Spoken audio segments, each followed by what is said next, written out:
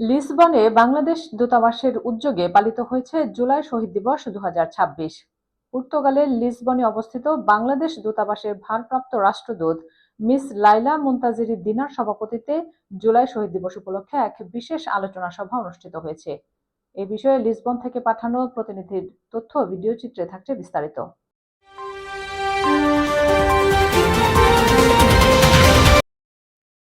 অনুষ্ঠানের শুরুতে দূতাবাসের প্রধান জনাব গোলাম সারোয়ার জুলাই শহীদদের প্রতি গভীর শ্রদ্ধা জানিয়ে 1 মিনিট নীরবতা পালনের আহ্বান জানান।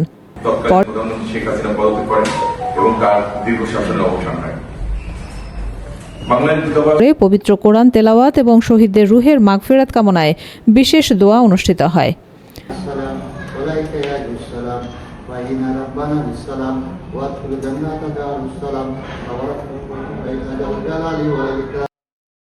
আলোচনা সভায় পর্তুগালে বসবাসরত প্রবাসী বাংলাদেশি কমিউনিটির সদস্য, বিভিন্ন সামাজিক ও পেশাজীবী সংগঠনের প্রতিনিধি এবং নানা শ্রেণী পেশার প্রবাসী বাংলাদেশিরা উপস্থিত ছিলেন। জুলাই শহীদ দিবসের তাৎপর্য নিয়ে আয়োজিত আলোচনা সবার জন্যই উন্মুক্ত রাখা হয়।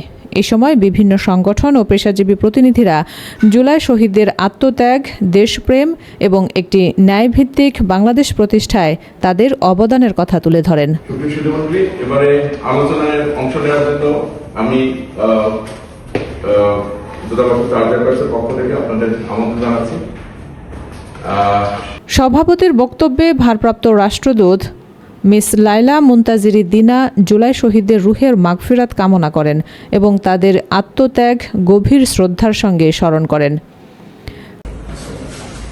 বক্তব্যের শুরুতেই আমি গভীর শ্রদ্ধার সাথে স্মরণ করি সেই 2024 সালে জুলাই আগস্টের যে ছাত্র জনতা আত্মত্যাগ করেছেন, তাদের আত্মার মাগফিরাত কামনা করছি এবং আহতদের সুস্থতা কামনা করছি। আসলে জুলাই আন্দোলন আপনারা সবাই বলেছেন আমাদের দেশের ইতিহাসে একটি অত্যন্ত গুরুত্বপূর্ণ অধ্যায়।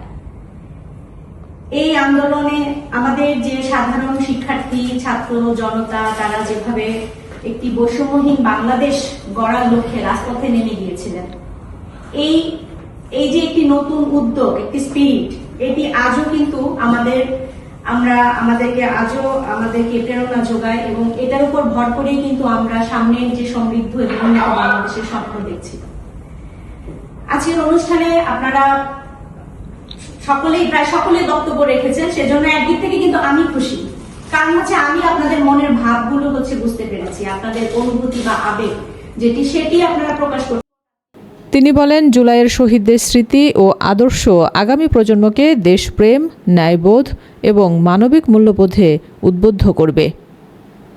ঈশান নিউজ, বিশ্ব দেখুন, সত্য জানুন।